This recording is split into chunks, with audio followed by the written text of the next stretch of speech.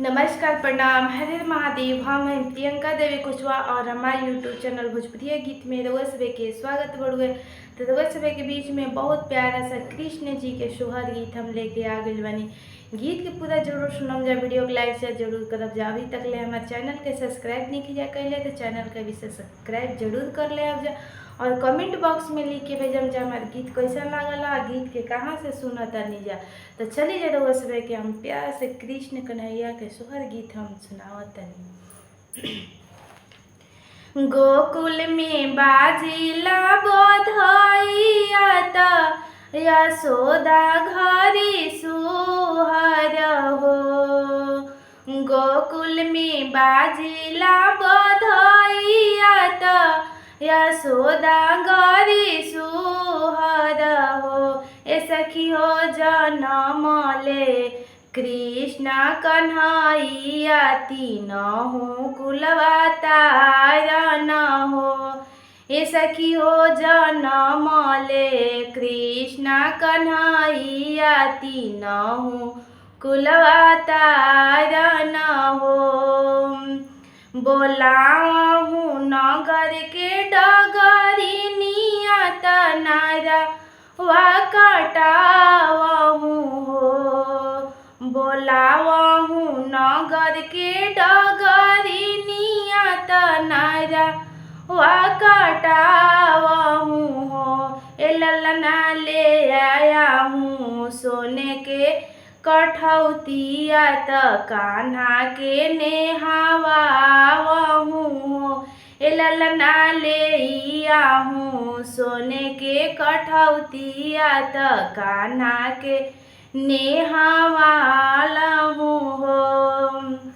कान्हा के पीताम्बर पेन्हाऊँ कमर कर धनियानु हो। कान्हा के पीताम्बर पेन्हाऊँ त कमर कर धनियानु हो।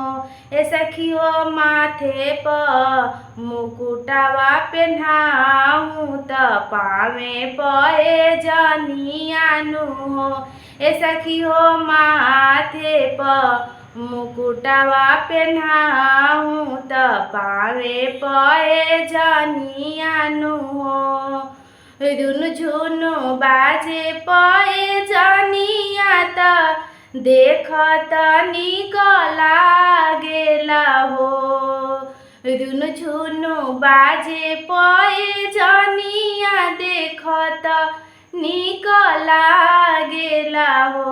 ए सखी हो ठुमुकी चले काना देखत मनवा मोहले हो। ए सखी हो ठुमुकी चले काना देखत मनवा मोहले हो।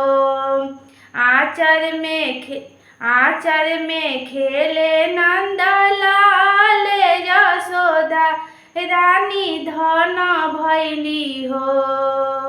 आंचल में खेले नंदलाल यशोदा रानी धन भैली हो।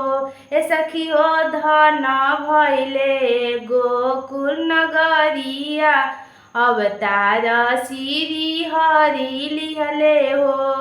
ए सखी हो धन भैले गोकुल नगरिया अवतार श्री हरि लिहले हो। ले आहूँ सोने के चौकिया त कान्हा के बैठावहु हो। ले आहूँ सोने के चौकिया त कान्हा बैठावहु हो। ए सखी सुरही गय के दूधवा कान्हा के पियावहु हो। ए सखी हो सुरही गय के दूधवा कान्हा के पियावहु हो। नंद घरे बाजेला बधैया त सखिया सब गावे सोहर हो। नंद घरे बाजेला बधैया त सखिया सब गावे सोहर हो। ए सखी नंद जी लुटावे हीरा मोतिया हिले कुल तारन हो। ए सखिया नंद जी लुटावे हीरा मोतिया हिले कुल तारन हो। गोकुल में बाजेला बधइया यशोदा घरी सुहर हो। गोकुल में बाजेला बधइया यशोदा घरी सुहर हो।